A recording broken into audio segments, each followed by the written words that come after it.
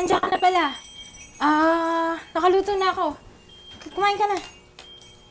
Di pa nga nakahain, mag-aaya ka. Ay, hahain ko naman na eh. Sandali.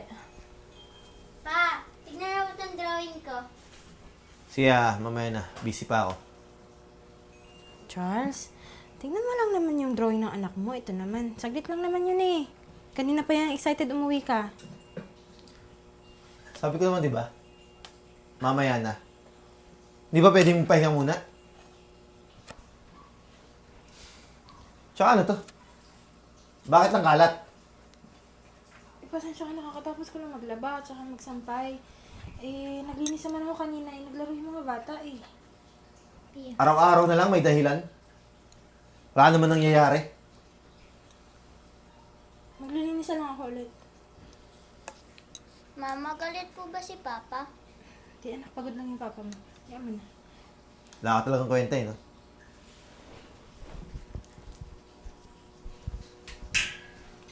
Kasi nang nain.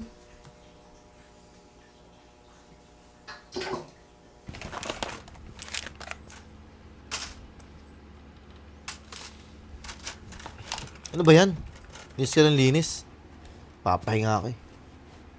Eh, di ba ayaw mo na makalat? Kaya nga ako naglilinis, mamaya magre-reklamo ka na naman.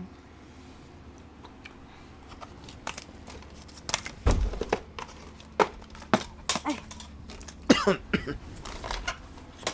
O mga anak, agan yung gumising.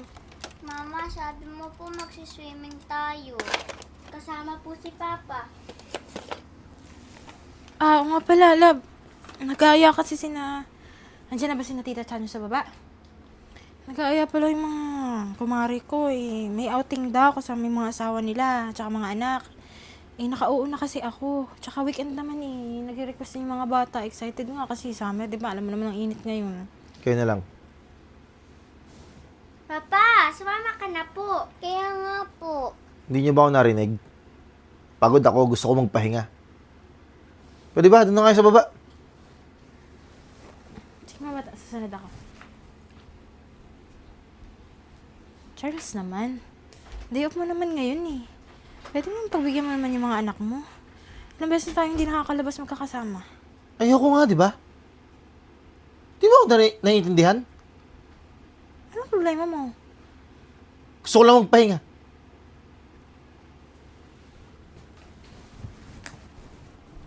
Mars, tayo na! Buti tayo ng umaga, oh! Anong oras na? Kanina pa kami dito. Tara na Mars! Bilisan niyo na! Tita Cha. Hello! Hi! Hindi po ata kami pinayagan ni Papa. Ha? Anong di pinayagan? Eh, umuun si Mars eh. Eh kasi Mars, papahinga daw yung asawa ko. Eh, Mars, weekend naman ngayon, di ba? Oo, pwede naman kami eh. Hindi lang siya makakasama kasi siya data sa trabaho. Oh, bakit? Oh, parang Charles! Pwede bang manahimik kayo? Ang iingay nyo, ipapahinga ako eh. Love naman. Ano ka ba na? Ito naman si paring Charles. Pagbigyan mo naman yung mag-iina mo. Day off mo naman ngayon eh. Ano, day off ka din sa pamilya mo? Minsan lang din tayo mag-outing. Bakit kayo ba yung papakain sa pamilya ko? Kayo ba yung tatrabaho? Eh, hindi naman ganun ko pare yung point ko. Pepe, ay ano na. Okay lang, sanay naman na kami. Mars, alam mo hindi na tama to. Yaman na eh. Wala ang magagawa eh. Ganun talaga. Kung lalabas kayo ha, siguraduhin mo muna malis sa bahay bago kayo lumabas. Tigilan niyo yung bunganga nyo ha. Hindi ako nang maingay.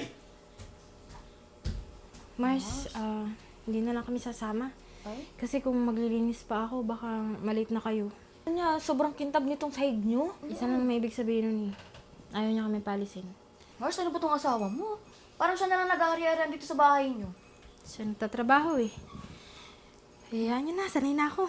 Yun nga lang, nakakawa ko sa mga bata. Mga anak, babawi na lang tayo ha. Mag-outing tayo pag hindi napagod yung papa niyo ha. Ito naman yan, Virgo. Excited pa naman yung mga anak mo. Halata namang ayaw eh. Hayaan niyo na, next time na lang. Palamigin ko muna yung sitwasyon. Mga anak, matulog muna kayo. Masyado pang maaga. Hindi naman tayo makakaalis. Sige na. Sige na, at mag-outing tayo pagka okay ng papa niyo. bata. Eh, sige na Mars, baka malate pa kayo dun sa pag-outingan niyo. Magalit yung asawa niyo. Eh. Mars, mamaya na kami aalis. Gusto ka namin kamustahin, parang hindi ka na okay. Kaya nga. Ano, parang hindi naman natatama yung ginagawa sa'yo ng asawa mo. Okay lang, sanay na ako.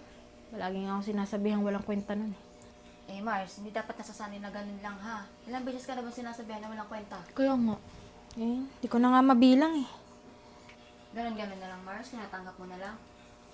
Ano ba magagawa ko Siya yung nagpo-provide, siya yung nagtatrabaho. Ako, housewife lang. Hindi lang yun, Virgo. Saka, Mars, hindi madaling maging nanay ha. Hindi madaling maging may iwan ka dito sa bahay palagi, mag-aalaga sa mga anak mo. Wala Para sa kanya, ganun lang ako. Wala Di. lang. Di wala sa'yo ang problema, nasa kanya. Ba't kasi Mars nag-i-stay ka pa dyan sa asawa mo? O pwede mo naman iwanan na lang. Ano, nagtitiis ka ng ganyan? Hindi ko naman kaya makipag-iwalay. Paano naman yung mga bata? Hindi pa. Pero dadating ka dun. Ba kayo, masyadong mag-advance mag-isip. Malis na kayo, abutin pa kayo ng liwanag, matatraffic pa kayo sa outing nyo. Kami Mars, bilang kaibigan mo, concern lang din kami sa'yo. Kaya Saka sa mga anak mo. Kaya ko pa. Sige, dito na kami ha. Tara na kaya. Kaya mo na yung asawa mo dito. Lagi paano din naman nga? galit yun. Mag-aaway lang din kami pag umuwi ako. Kawawa rin yung mga anak namin. Parehas lang naman, di ba? Nandito ka at wala ka, galit pa rin naman asawa mo. Tara na, hindi natin mapipilit yan at baka tayo pang awayin ng asawa niya. Tara na. Sige na. Sige na, Mars. Enjoy kayo ha. Bye.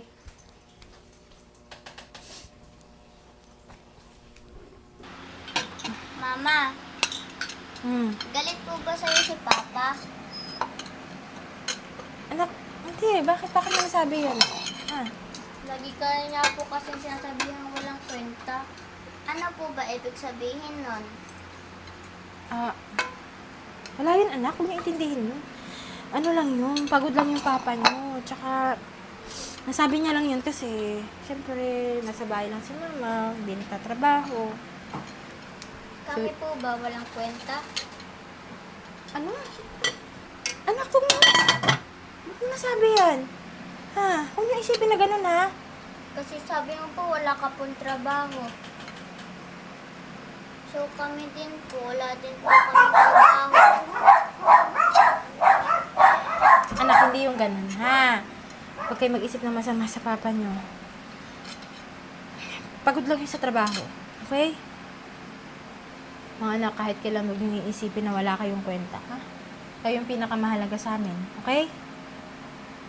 Kasi po palaging galit si Papa Pwede po ba siyang hindi na magalit?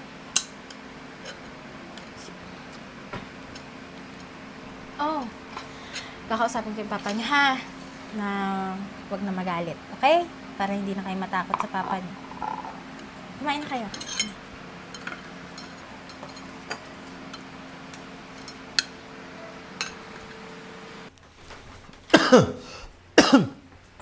Charles, mag-usap na tayo. Kung tungkol lang to sa drama mo, wag na lang. Hindi naman to drama Ano? Alam ba sinabi sa akin ng mga bata? Kung wala rin daw silang kwenta. Kasi halos araw-araw sinasabihan mo ko na walang kwenta sa harapan ng mga bata Ano ngayon? Di sabihin mo hindi. Alam mo, halos araw-araw ginaganyan mo ko sa harap ng mga anak natin Nadadami na yung mga bata So ako pa yung masama. Di ba ako yung tatrabaho dito? Pwede huwag mo itaas yung boses mo? Oo, ikaw nagtatrabaho. Pero hindi lisensya yun para maliitin mo ko. Anong gusto mo? Sambahin kita? Hindi ganun. Ang gusto ko lang irespeto mo ko. Hindi naman ako katulong dito Asawa mo ko. Nanay ako ng mga anak mo. Wala nakapagsalita sa akin ng ganyan Kasi mali na Alam mo, may na-realize kasi ako. Hindi ako walang kwenta. May silbi ako sa pamilyang to. So kung ayaw mo na ginagawa ko, pwede kang umalis. Alis talaga ako. Hindi lang ako. Pati yung mga bata pag hindi nagbago yung ugali mo. Okay, sige. Patapang ka na Ay talaga! Kailangan Nakakaawa yung mga bata. Sa tingin mo, hayaan ko yung mga bata lumaki sa ganitong klaseng pamilya? Pa yung walang kwenta.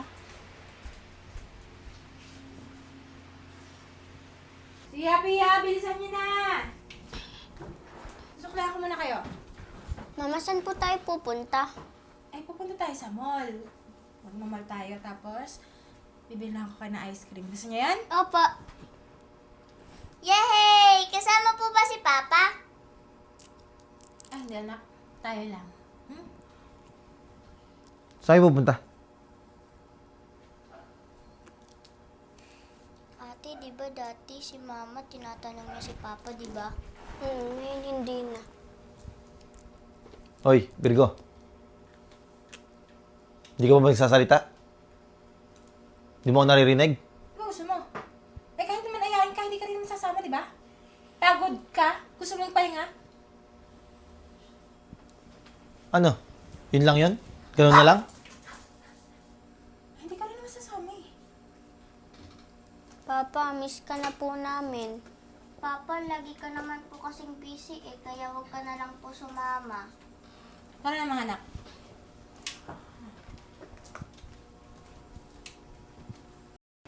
Papa, dito na po kami. Ah, Pia, bakit mo na sa taas ng base ka doon at nabasa yung damit mo? Papa, ako pala yung drawing ko. Oo, anak. Maganda. Kaya lang, ba't wala ako dito? Siya, ganun ba ako kasama? Papa, hindi naman po. Kaya lang po, pag nandito ka, parang wala lang din po. Kami po kasi lagi magkakasama ni na Mama. Parang di ka na po namin nakakabanding. Gusto ka naman po namin kasama. Kaso po, lagi niyo po sinasabi, gusto niyo po magpahinga. Anak. Sa susunod ba, pwede akong sumama? Pwede po, pero wag niyo na pong awayin si Mama. Sorry, anak ah. Kaya mo. Hihingi rin akong tawad sa mama mo. Papa, akin na po, ilalagay na po kita. Thank you, anak. Smile po ba o galit? Nakakangiti nila siguro, anak. Hindi po. Okay na po.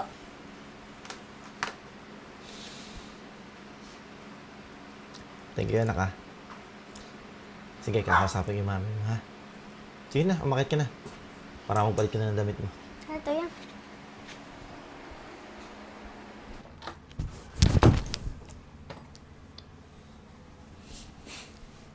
Love. Pwede ba tayo mag-usap? Pagod ako. Love, sorry Hindi mo ah. ba ako narinig? Sabi ko gusto kong magpahinga. Ano ba Love, yun? Sana patawarin mo ako. Alam ko naman na napakalaki ng kasalanan ko sa iyo. Sobrang stress lang ako. Nadadala ko lang yung pag-stress ko dito sa bahay. Hindi ko akalain na nasasaktan na pala kita. Okay lang naman kung ako lang eh. Pati yung mga anak mo eh. Ang babae pati yung mga anak mo. Tapos nakikita kung paano mo ko itrato. Yun na nga eh. Hindi ko wala kayo naisip. Sorry kung nasabihan kitang walang kwenta. Lumalabas kasi na ako yung walang kwenta sa ating dalawa eh. Hindi ko na-appreciate yung pagiging nanay mo sa kanila.